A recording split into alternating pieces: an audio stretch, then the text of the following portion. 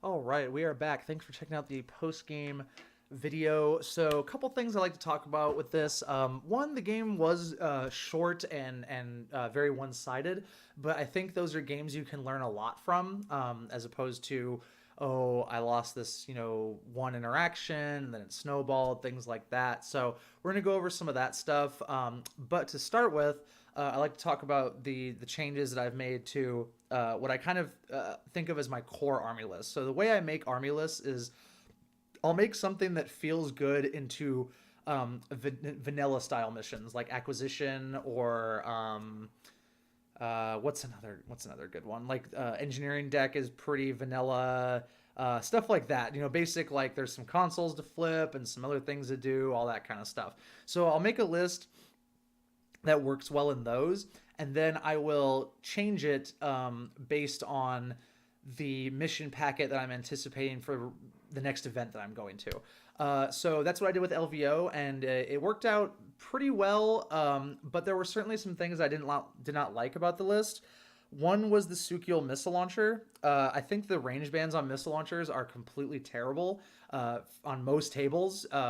Unless the table is very open, a missile launcher is not going to be at good range most of the time. It's going to spend a lot of the time at zero.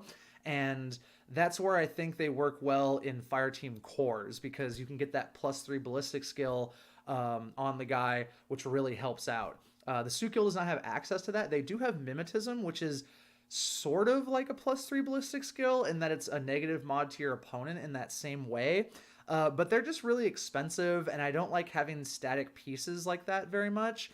And I'm also not that in love with a lot of the other Sukiel profiles. They're all just a little awkward. So like the K1 combi is not very useful in all games and stuff like that. Like the HMG is fine, but I don't like HMGs that much. I think in Toha there's other guns you can go with that are a little cheaper and get you most of the same value. So excuse me. I'm trying a list out without a Sukiel, which is probably weird to a lot of people that know a lot about Toha, but we're gonna see how it goes. So instead, I've based both of my triads around. Excuse me, I'm dying over here.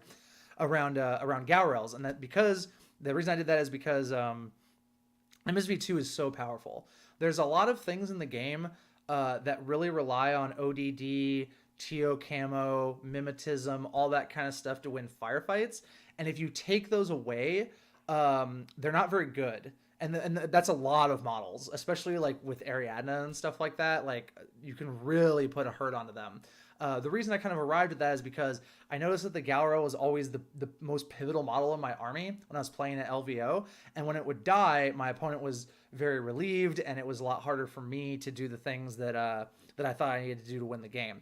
So I'm like, hey, let's try 2 Gaurels, which is something I played with before, and it works pretty well. So I'm just trying to find the best shell for that. The McCall triad is not going to stay. That happened because I made this list on my phone before our game, just off the top of my head. The boarding shotgun McCall is terrible. He has bad ballistic skill and is way too expensive to have for what he's armed with.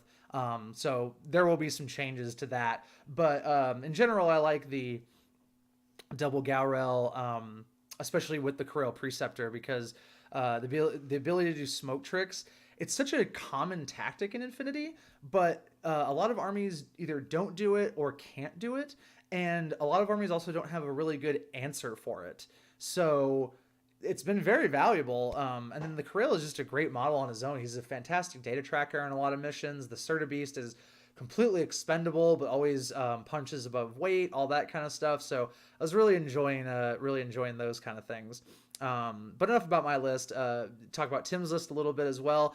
I really like his Steel Phalanx list. I think Steel Phalanx is a very weak sectorial. They're great at getting people into the game, but their over-reliance on melee without any real tricks and things like that are a really big drawback.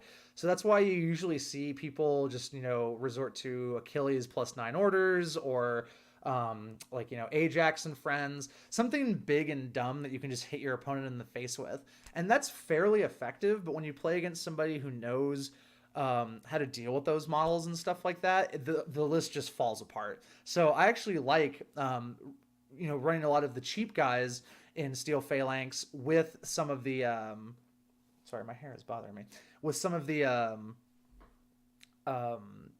characters that are a little less expensive, like Thrashomedes and Alki, who are really good, and they can lead fire teams, and they get more work done that way. For this list, I thought there was a little too much emphasis on the cheap guys. The list really cannot fight at any kind of range, especially if Alki dies or the HMG dies or something like that. So I would have liked to see like one more long range option, maybe a TR bot or something like that. But as far as a shell, I really like where Tim was taken in the list, and I think that's a really good way to play Steel Phalanx, particularly if you do pair it with like the one combat group Achilles style, where it's just all about him, and those tend to work really well in like firefight or objective room missions and stuff like that. So you have a very good pairing there, and I don't feel like those kind of one combat group lists work particularly well in like missions with the consoles and stuff like that, because it's like if you only have 10-11 orders of the lieutenant, it's hard to have Achilles do his work and also do things on the mission and stuff like that. Similarly, to have like combined army avatar list can struggle and stuff like that. So those are my general thoughts on the lists. Mine will be a little bit different next time I do a game. Like I said, same shell, but we're gonna move some pieces around, particularly because I'm practicing for Rumble on Route 66. So we're gonna be doing those missions, and I need to get more comfortable with those and all that kind of good stuff. All right, so let's go over this game. So the biggest thing that I will mention is that, and I mentioned this in the battle report proper, is that I put this Galrail up here, and he should not be up here. He's by himself. He's very exposed. It's very likely that there's at least one Ekdromo in this list, especially just because of the type of list that it is. So all that needed to happen was Tim drops a guy here or something, here, it doesn't matter, anywhere, anywhere that I can't see him preferably. And if he sticks it, that Galrail is gone. So instead, I should have just put him, maybe on this bridge or something like that, and just accepted my fate that I needed to spend 1 or 2 orders getting him into position. I think one and then a short skill from another is perfectly acceptable. And that would have kept him very safe. And then I still get to use the very dominant sniper position that I did during the game, which got me a bunch of kills.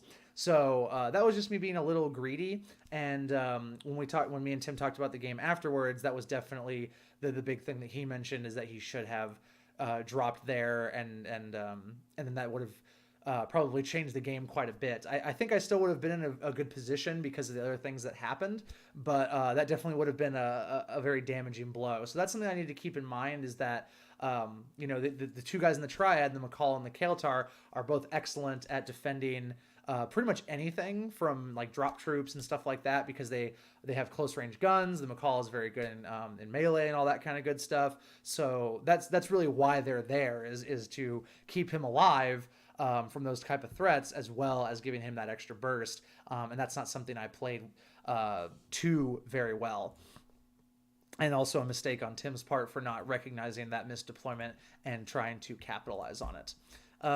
So if we go over the game as well, some of these things I mentioned during the battle report, HVT placement from Tim, not the best. So like this one, for example, I can see her from this way very broadly. I can see her from my right side approaching that way. I can wrap around the thing. There's a lot of ways to get to that particular model. And then this one, anybody can see from almost any direction. So that one's really easy to kill as well.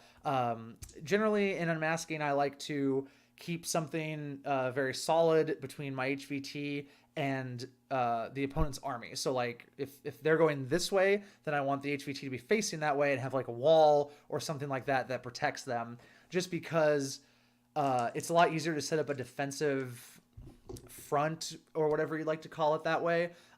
If you try to set it up so that when they come around the corner you're arrowing them, that's already too late, because they're just gonna your opponent's just gonna kill the HVT and trade the model for scenario points, which is definitely worth doing. So you need to be able to stop them before they can even see the HVT. I didn't do the best job of that this time, and some of that was because of how the board was set up. The middle was particularly open, and that's where the HVTs have to go, unless I want to put them in like Tim's deployment zone or something like that, which is a really bad idea. So I kind of made the best with what I had, but I felt like his could have been a little bit more hidden or something along those lines.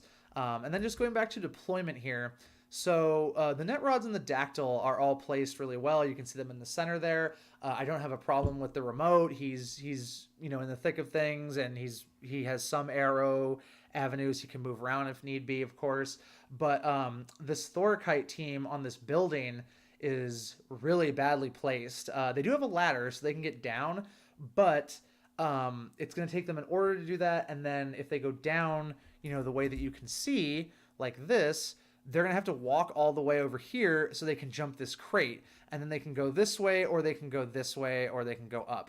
But the point is that it's going to take them a lot of movement to do that compared to if they just started like here.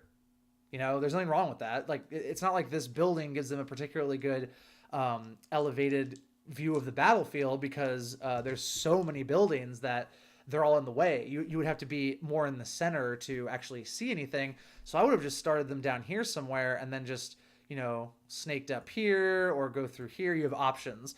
And that was definitely something that Tim also noticed and mentioned, is that he did not develop his army particularly well on turn 1, which is definitely something that I see a lot of people not do well. I screwed up all the time too. You really want to make sure that if you can get all of your guys involved. And that's one of the things that I think is a strength of Steel Phalanx, especially the way that's being played here, is that they're almost like a Toha army, where they have multiple fire teams. There's 3 fire teams, so you have that order efficiency that most other armies don't, where they're just packing, that fire team core, maybe a duo in there, something like that. This list has a lot of order efficiency, which is really good because it wants to be able to deliver those Myrmidons to combat. It wants to be able to smoke. It wants to be able to, do all of those kind of things, and that enables that. But when you hamper yourself on deployment like this and cost yourself orders from the get-go, it's a little more difficult to recover from that. Same thing with the Myrmidons up here. Again, I didn't really get a good shot of them. That's my mistake. They're more forward, which is good, but they're on the building, which is where they never want to be. Myrmidons are awful at shooting, well, at least the ones that he took. So they want to be on the ground where they can use their smoke and all that kind of stuff, and make things happen either for themselves, as far as getting into melee, or smoking for the other teams and all that kind of good stuff. So those 2 fire teams really didn't play much of a role in the game because of their positioning, and then the positioning also allowed them to be killed by the sniper, who was just raining hell from above. So kind of a duo problem there. Those are the big things. It was definitely a big deployment game for Steel Phalanx in terms of some mistakes here and there. I had my own deployment mistake. Other than that, I felt okay about my deployment. We can go back and take a look. Let's see here. Sorry, I'm jumping around. So yeah, so I have the Spitfire Triad on the left. They have a specialist. They can go grab that console and all that kind of fun stuff. I have the McCall Triad more in the middle. They can go wherever they need to, which is what I wanted them for at the time, because obviously I have 2 really good close combat models in there. I have a boarding shotgun in there, so they're kind of the rapid response team. And then on the right, I have the other Triad to watch, from above or the mid-level, and then I have the Rasail to watch the ground. So I am a little bit split up, which is not normally how I like to deploy, but I think in this mission, it's not so bad. If I was to do this over again, I would probably be a little bit more centered and pick a side to go to. So I probably would have been like center right. I usually like to deploy in 2/3 of the table and then do kind of a refused flank thing. So if that's how that would have gone, I would have moved everybody to the center or the right, put the Liberto on the left objective. And then I forgot to mention this during the battle report, but I have my Calypsos on the right objective. She never came out or anything. But I also probably would have put her maybe between the center and the left console, so that she can get to wherever she needs to go pretty easily. And that would have been maybe a little tighter of a deployment. Other than the Gaurel sniper, though, nothing really egregious or anything like that. So I was okay with my deployment. And then yeah, the game just came down to Tim getting a good amount of scenario work done on turn one, which is something I need to consider in this mission. Like I said, when I'm playing something like acquisition, I usually like to just let my opponent do whatever they want if I'm going second, because I will get to flip everything on the last turn. And if you play, fairly carefully and stuff like that, you don't give away too many orders, then it's very easy to do that. But in this mission, you can get so much done on turn one if you have the right models, like if you have infiltrating specialists or drop troop specialists, things that can get to the consoles very order efficiently, and then use them and then start killing the decoys and stuff like that, you can find yourself in a hole. So I'm going to need to rethink my approach on that a little bit. I don't think AROing the consoles is the right way to go. I think AROing the HVTs is the right way to go, particularly the avenues of approach to them. So like, let's find one here. Yeah, so like this guy. So obviously you can come around the back and see him, but that's unlikely, just because he's on the zone where you can't drop guys or infiltrate or anything like that. So it's going to be a little bit harder for them to get to them. But then you can come this way. But then it's too late because you're already seeing the HVT, like I mentioned earlier. So even if I shoot you, the HVT is going to be already dead, and you just trade the model. So what would have been optimal in this situation would have been to watch this lane and have a guy watching this lane. So that would be difficult just because I put the HVT so far on the flank. But if I had reeled him in a little bit, then it's doable. So that's something I need to think about the placement. It's not always enough to put them in a place that looks secure. It has to be a place that you can keep secure as well. And a lot of that's going to depend on your table and whatever you're playing against and all that kind of good stuff. So I've only played Unmasking a few times. It's probably the mission that I'm going to play the most heading up to Rumble, just because I think it requires a lot of like dedicated practice and things like that. I'm already pretty good on acquisition. Firefight is fine. Decap is extremely straightforward. So I'll certainly play those, but I'm not really worried about them so much. The big two are going to be supplies and unmasking. Supplies because it's just a really badly written mission. I don't think it should be in the packet because the first player should always win unless you're bad. I think it would do really well with an exclusion zone or something like that, just like unmasking has, to prevent people from just putting 3 infiltrators onto each crate, grabbing all 3 crates and saying see ya. So that's something I need to practice. I have a list that's a little bit different that is for that mission. So we'll see how that one goes. And then in masking, I just need to get better at placing the HVTs and being able to defend them and things like that, so that I can keep the designated one alive. And then there's other things that that can go into that. Like I can certainly use the Liberto to defend the HVT a little bit more. That can communicate to your opponent which one is the real one. But if you're feeling adventurous, you can also just fake it. Kind of make them guess, is that the real one, or is he making it look like the real one, but it's actually not. So that's a mind game kind of thing.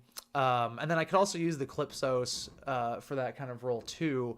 Her main job is going to be to post up by a console and grab it, but there's no reason she can't be in the area and use mines or something like that. That's another thing I've noticed is a weakness of my play. I don't use my Calypsos actively. I've always left them in hidden deployment until turn 3, and then they just flip a console. That is very effective in some missions, especially if your opponent is not expecting it, but it denies you that order for 2/3 of the game, which is not a good thing. So what I'm thinking about doing is trying to put her in places where she can still grab the console but do it safely while she's prone, and then I can use an order to put her back in TO camo, which obviously that's going to cost 2 orders, but now I'm netting an order because if you think about it, I'm not using her on the first 2 turns, so I'm down an order. So let's say I reveal her on the first turn, I use her order, so that doesn't cost me anything. I use another order to get her back in TO camo, that costs me an order, but on the remaining 2 turns, I'm up to an order each, unless she gets killed or something. So I think that's a good way to approach her, especially if I don't have a big run for the Resale to go on, or the Corel Preceptor.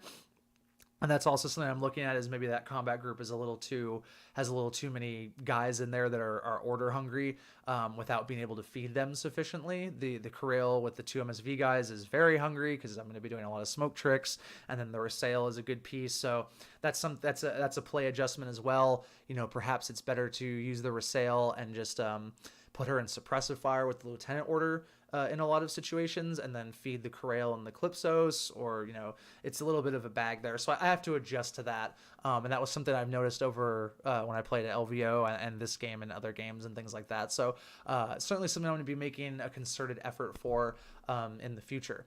So hopefully that was pretty informative. I really like Unmasking. Like I said, I think it has a lot of depth. It's a really good mission, even though I used to hate it. So I'm looking forward to playing that some more. Not looking forward to playing supplies ever, but we got to do what we got to do. So we'll see what happens with that.